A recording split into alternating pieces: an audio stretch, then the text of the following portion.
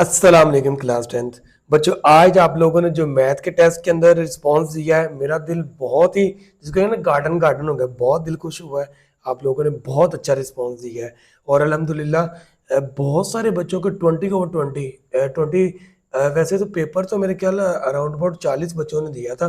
उसमें बहुत सारे बच्चों ने पेजेस सेंड किए थे। यार पेजेस नहीं चेक होते, पीडीएफ मैंने ज़रूर चेक किया है। पेजेस भी इंशाल्लाह कुछ बच्चों के रहते हैं, मैं कल तक चेक कर दूंगा, उनको भी दे देंगे, कोई बात नहीं, कुछ नहीं होता। तो अब मैं इस वीडियो के अंदर आप लोगों को फिजिक्स क्लास 10th के टेस्ट 1 का सिलेबस बताऊंगा, क्या क्या करना है, ठीक है, कहाँ से करना, वो सारा मैं आप लोगों को बताने लगा हूँ। वैसे तो इसकी एक डिटेल वीडियो है जहाँ पर मैडम ने सारा समझाया भी हुआ है। टेस्ट 1 हमारा है जी, और टेस्ट है किस दिन, टेस्ट की डेट है जी 12, ठीक है, नहीं 12 नहीं, टेस्ट की डेट है 10, ठीक है, 10/8 यानी 10 तारीख को ये टेस्ट है।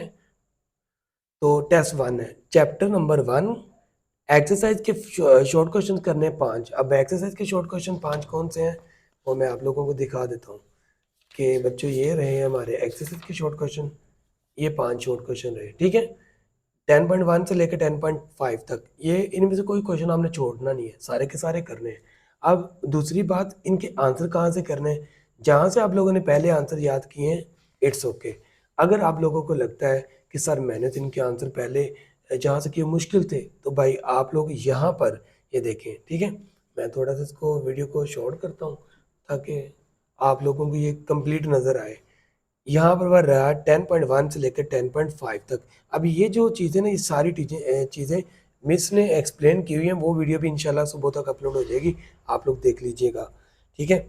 और हो सकता है जब आप देख रहे हो इस वक्त भी वो वीडियो अपलोड हो चुकी हो, तो आप लोग काइंडली आपने ना चैनल को सब्सक्राइब करना, बेल आइकन को दबा देना, ताकि जो वीडियो न्यू आए ना आप तक ज़रूर पहुँच जाए, तो वो आप प्ले लिस्ट में भी देख सकते हैं। अच्छा, ये आंसर मैंने आप लोगों को सामने शो कर दिए हुए हैं, ठीक है।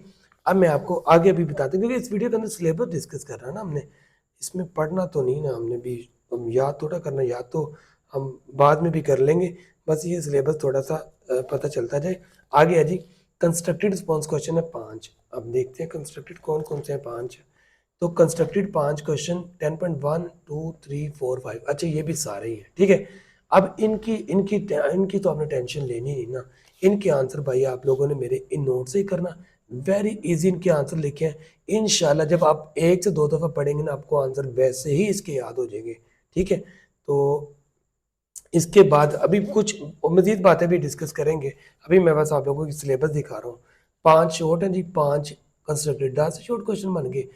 फर्स्ट 4 न्यूमेरिकल्स हैं। अब 4 पहले न्यूमेरिकल्स 10.1 2 3 4। अब न्यूमेरिकल से रिलेटेड मेरी प्लेलिस्ट में वीडियो भी मौजूद है, जहाँ पर मैंने ये सारे एक-एक करके तफसील से पढ़ाए हुए हैं, समझाए हैं बच्चों को। आप वो प्लेलिस्ट से वीडियो निकाल लें, वहाँ पर आप ये 4 के 4 न्यूमेरिकल्स अच्छे तरीके से इनको अपनी बुक पर नोट करें, लिखें, ठीक है? क्योंकि टेस्ट के अंदर आप लोगों ने एक भी गलती नहीं करनी, अच्छे तरीके से टेस्ट देना है। तो ये 4 न्यूमेरिकल्स हो गए और फर्स्ट एग्जाम्पल है न्यूमेरिकल की। तो फर्स्ट एग्जाम्पल जी आप लोगों के पेज नंबर पर है, आई थिंक ये रही 10.1, पेज नंबर 7 पर फर्स्ट एग्जाम्पल है। वैसे भी ये भी तो न्यूमेरिकल टाइप है, लॉन्ग के अंदर ही आएगी, ठीक है, ये शॉर्ट में नहीं आएगी, क्योंकि ये इसकी लेंथ देखे ना कितनी है, और लेंथ मतलब कि इसके सोल्यूशन में देखें 1 2 3 चीज़ें ये, और चौथी हमने फाइंड करनी है, तो फार्मूला भी यूज़ होना है। सो ये आप लोगों ने कोफिशिएंट ऑफ लीनियर एक्सपेंशन इसमें से फाइंड करना, और इसका ये फार्मूला भी आपने याद करना होता है। तो ये भी एज ए लॉन्ग आएगी। ये था टेस्ट 1 का सिलेबस, ठीक है, जो आप लोगों ने याद करना। फिर अगेन बोलूँगा, 5 शॉर्ट इसके हैं यार, 5 इसके, और सिर्फ 5 न्यूमेरिकल, कितना आसान सिलेबस है। मेरे ख्याल में आप लोग अगर 10 से 15 मिनट भी बैठ के याद करेंगे ना, तो ये याद हो जाएंगे, ठीक है।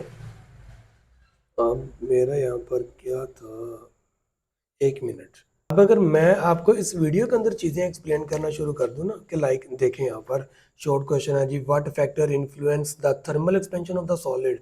तो कौन सा फैक्टर जो सॉलिड की थर्मल एक्सपेंशन को इन्फ्लुएंस करते हैं, उसको मुतासर करते हैं। लो जी, नंबर 1 है टाइप ऑफ मटेरियल, एक चीज़ टाइप ऑफ मटेरियल, दूसरा है राइज इन टेम्परेचर, टेम्परेचर में जब जो बढ़ाव है वो भी उसको मुतासर करता है, and original length of the solid. तो ये है यार, बस thermal expansion of solid depend on the the 3 type of type of material पर डिपेंड करती है, राइज इन टेम्परेचर पर डिपेंड करता है, original length of the solid, इन तीन चीज़ों पर डिपेंड करता है। यही तीन चीज़ें इसको मुतासर करती हैं। आगे, what is latent heat of fusion? The latent heat of fusion is the heat needed to change a solid into liquid. किसी सॉलिड को हमने लिक्विड में चेंज करना है, हमें जितनी हीट चाहिए वही तो लेटेंट हीट ऑफ फ्यूजन है। At its melting point without changing the temperature, और टेम्परेचर इसके अंदर ये चीज़ आपने लिखनी है, विदाउट चेंजिंग द टेम्परेचर। अगर आपने ये नहीं लिखा तो भाई आपके नंबर कट जाएंगे, क्योंकि लेटेंट हीट ऑफ फ्यूजन का मतलब ही ये है कि टेम्परेचर ने वहाँ पर चेंज नहीं होना। ओके, नेक्स्ट आगे देखते हैं। How do different material exhibit varying material thermal expansion behaviour? कि कहता है कि जो मुख्तलिफ मटेरियल है वो मुख्तलिफ थर्मल एक्सपेंशन भी शो करते हैं। सिंपल भाई, इसकी थर्मल एक्सपेंशन और है, इसकी और है, क्योंकि ये भी प्लास्टिक है, ये भी प्लास्टिक है। अब डिपेंड करता है वो कौन कैसी प्लास्टिक है, ये कैसी प्लास्टिक है, सो दोनों का थर्मल एक्सपेंशन भी अलग होगा। ठीक है, different material expand differently when heated, metal usually expand more than gases और वुड। ठीक है, तो आगे देखिए, how does evaporation contribute to cooling processes in everyday life? कहता है कैसे जो है ना वाटर इवेपोरेशन वो कंट्रीब्यूट करती है कूलिंग प्रोसेस के अंदर।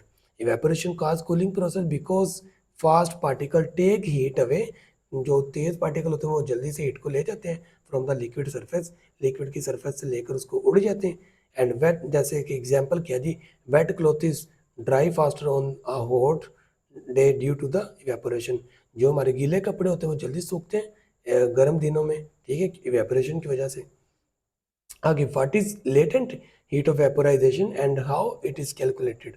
लेटेंट हीट ऑफ वेपोराइजेशन क्या और ये कैसे कैलकुलेटेड की जाती है? Latent heat of vaporisation is the heat needed to be change a liquid into vapor at its boiling point. It is called, yeah, it is calculated by QMLV। ML के आपने ऐसे लिखना है, M छोटा, L के साथ छोटा सा V लगाना, ठीक है, इधर Q लगा, ये इसका फार्मूला भी है। तो यार ये सिंपल 5 क्वेश्चन है बच्चों, अगर आप एक क्वेश्चन को 2 मिनट दोगे ना याद करने में, 10 मिनट में ये 5 हो जाएंगे, 10 मिनट में अगले 5 हो जाएंगे। ठीक है, तो और 20 मिनट न्यूमेरिकल के लगा लो, या 40 मिनट के अंदर, 30 मिनट में हमारा 40 मिनट के अंदर हमारा पेपर तैयार हो रहा है, टेस्ट 1। ठीक है, why do bridges need expansion joint?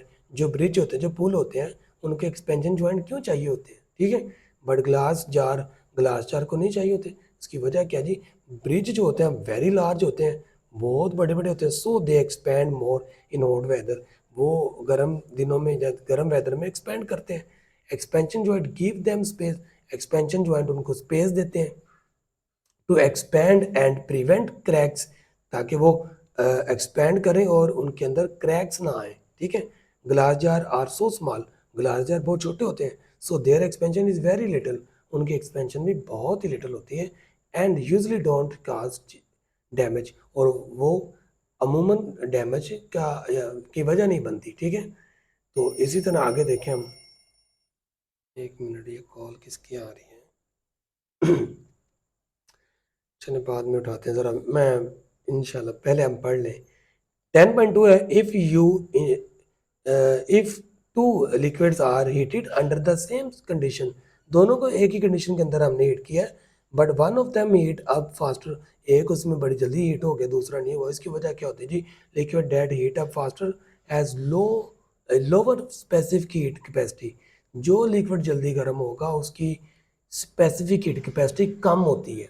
Like आप देखो, पानी को एक साइड पर गर्म करो, एक साइड पर आप ना ऐसे करो कि जो ऑयल होता है, ठीक है, घी है, उसको गर्म कर लो, आपको पता चलेगा पानी जल्दी गर्म हो गया। क्यों? क्योंकि पानी की स्पेसिफिक हीट कैपेसिटी लो है, ठीक है, ऑयल की ज़्यादा होती है, इसलिए वो देर से गर्म होता है। तो it needs less heat to increase its temperature, तो ये इसकी वजह पूरी आप बता दीजिएगा। नेक्स्ट है जी, why does a liquid evaporate faster than the air is dry? जब हवा खुश्क होती है तो लिक्विड जल्दी वेपोरेट क्यों होता है? वेरी सिंपल क्वेश्चन है। Dry air has less water vapour, जो खुश्क हवा होती है उसके अंदर वाटर वेपर भी तो कम होते हैं, जिसमें वाटर वेपर कम होंगे वो जल्दी जल्दी से वेपोरेशन के प्रोसेस में हेल्प करेगी। सो देखो, so more liquid particle can easily escape into the air, तो जितने भी लिक्विड पार्टिकल जल्दी से हवा के अंदर शामिल हो जाएंगे, क्योंकि हवा तो खुश्क है, और जब जैसे वो हवा के अंदर शामिल होंगे तो इवेपोरेशन बिकम्स फास्टर, इवेपोरेशन तेज हो जाएगी। आगे, when a piece of ice melt the temperature does not increase even though heat is supplied. कहता है जब a piece of ice melt, एक बर्फ का टुकड़ा पिघलता है तो टेम्परेचर तो इंक्रीज नहीं होता, even though heat is supplied, जबकि हम हीट सप्लाई कर रहे होते हैं तो टेम्परेचर क्यों नहीं बदलता। इसका बड़ा सिंपल आंसर है, the heat energy is use to change ice into water. वो जो हीट एनर्जी वो आइस को पानी में चेंज कर रही है। It breaks the bound between particle, ये पार्टिकल के दरमियान जो बॉन्ड होता है उसको तोड़ दिए। That is why temperature does not increase during the melting. इसी वजह से टेम्परेचर मेल्टिंग के दौरान बदलता नहीं है। Why do electric transmission wire sag in summer. वो जो है ना सर गर्मियों के अंदर सैग क्यों करती हैं, पिघलती क्यों हैं। एंड टाइटन इन विंटर, हो सर्दियों में वो टाइट क्यों हो जाती हैं। In summer wire expand due to heat and sag down, और वो ढीली पड़ जाती हैं, ठीक है। आगे, in winter wire contract due to the cold, सर्दियों में वायर जो सिकुड़ जाती हैं ड्यू टू कोल्ड, सर्दी की वजह से, एंड बिकम टाइट, और वो टाइट हो जाती हैं। लो जी, ये हमारा पेपर था, ठीक है, कितना सिंपल था। बाकी आपके न्यूमेरिकल रहेगी। ओके, अल्लाह हाफिज़, मिलते हैं नेक्स्ट वीडियो के अंदर।